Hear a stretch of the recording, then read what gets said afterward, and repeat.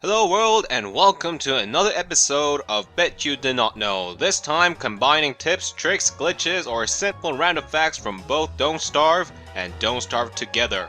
Yeah, I'm really running out of content. Anyway, let's get straight to it. Screw the trophy, screw the cake, let's go. Number 1. The oven. This cozy little structure can help you slaughter your livestock with ease. Plant 6 grass and make sure they are planted very closely to each other. No need to fertilize them. Then, surround the grass with stone walls and put an entrance using gates. What you need now is water balloons, some logs, and something to cook. Which I mean tasty neutral mobs you can lure into this oven, such as pigs, beefalos, koalefants, volt goats, and so on. As for koalefants and volt goats, put a single gate on the other side so you could attack them, let them chase you, escape through that gate which they cannot go through, and quickly shut the main entrance. Much easier if you have a friend with you. Now if you're ready, place and torch a log close to the oven, then wait as the fire spreads and your meal is being cooked alive. However, mobs with high HP take some time to cook, whereas grass could burn for only 20 seconds. So you will have to keep track of time, extinguish the fire, then light the oven again. Still, it takes only maximum 2 or 3 tries, so the work itself is pretty manageable. It is useful for those who can't combat for jack, and since this doesn't count as attacking, you can cook right in front of their friends and families. Number 2. Easy tree farming. Place a pine cone on the ground, torch it, extinguish it, then log out and log back in.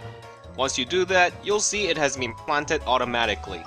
Using this method, you could plant trees very closely to each other. Just don't place them in stack, as even 40 pine cones will grow into a single tree. Then once they grow enough, chop them down yourself or with pigs. Using Bigfoot is not recommended as it could destroy the ice flingomatic. Now, without the need to replant all the pine cones, you could burn the whole area then extinguish it again. Log out and log back in to find all the trees planted automatically again. This works on pretty much every trees, not only those in Don't Starve, but also in Shipwreck. Number 3. Luring the Beefalos. Now that Beefalo taming has been added in Don't Starve together, you can earn Beefalo's trust by simply feeding him a grass and have it follow you around. So let's destroy that trust to make easy meat. Take them away from their homes and families to either lead them to hostile roads or simply kill it yourself. Man, this game is messed up. Number 4. Fire farm in Don't Starve together. This tip was given by player Mr. Tarunio. Everybody give him a round of applause for sharing such remarkable knowledge. So, unlike Don't Starve, the Don't Starve together has smoldering effect that delays the starting and spreading of fire. This is why it is technically impossible to recreate the original fire farm. Yet, if you could get your hands on this star color staff, you could create something very similar to it. In this video, I have planted 8 grass closely together in this square shape and built a rock walls around it like the oven from before. Just like normal fire farm, place 2 ice flingomatics and then spawn a dwarf star in the middle. Now as you can see, the ice machines fire continuously at the smoldering grass and will freeze any mobs that come nearby. So this actually resembles more to the ice farm from Don't Starve Shipwreck. So you will have to kill the frozen creatures yourself. But as long as you time your attack with the splashing of the snowballs, the killing becomes very easy. In fact, with some practice, and preferably with trusty friends, you'll even be able to take down even more powerful monsters. Few notes regarding this farm. First, Dwarf Star cannot be turned off and will last for 3.5 days. So, if you are done using it, you need to dig up the grasses or they will burn down off screen or when you log out. Second, it is crucial to have this wall around, as mobs too close to the Dwarf Star will be unfrozen instantly. Number 5. Torching Beehives.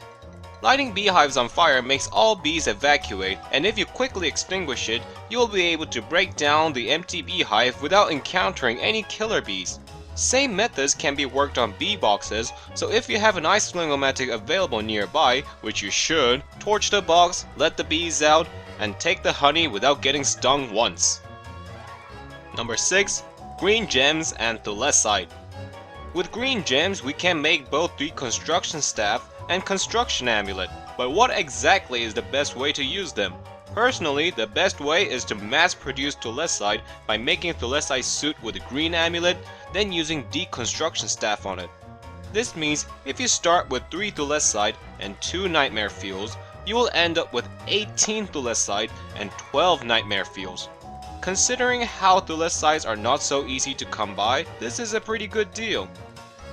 Number 7. Killing Rock Lobsters. Rock Lobsters do tend to overpopulate your cave, and even though they are one of the most useful allies to have, you just want to thin the herd for no reason. I understand, so now I am telling you it can be easily done with few rocks in your pocket. Approach a group of Rock Lobsters, befriend 2 of them, and make them fight each other. This will cause a civil war within the area. Usually, this battle takes extremely long because after taking some damage, Rock Lobsters tend to take cover to regenerate their HP while taking very little damage. However, feed them rocks and they will pop right back up and engage in fight right away. So what you need to do is keep feeding rocks to those taking cover, and in few moments they will die out one by one. This way you can acquire a good amount of rocks and meats. Just make sure to have fun facing all the cave monsters by yourself. Number 8. Farming with Rock Lobsters. Now that I told you how to destroy Rock Lobsters, let me tell you how useful they can be. Go down to the caves and bring about 3 or 4 Rock Lobsters back to the surface. Then build this walled area with rock inside. This will attract Rock Lobsters, technically chaining them to that spot. And there you go. With these guys available like this, you can farm spiders and defend yourself against hound attacks and frog rains.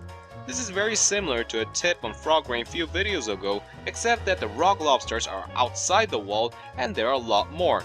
Let's test this out with tier 3 spider den. As you can see, the spider directly attacks one of the Rock Lobsters, and while the overrun Rock Lobster takes cover, the other comes around and kills the horde one by one. During the hound attacks, hide in a bush head so the hound goes straight to the Rock Lobsters, soon to be their last mistake. And all the frog during frog rain will be easily slaughtered by these big guys as well. Number 9. Upgrading Spider Den. Weber's another unique ability is to upgrade Spider Den using Spider Silks.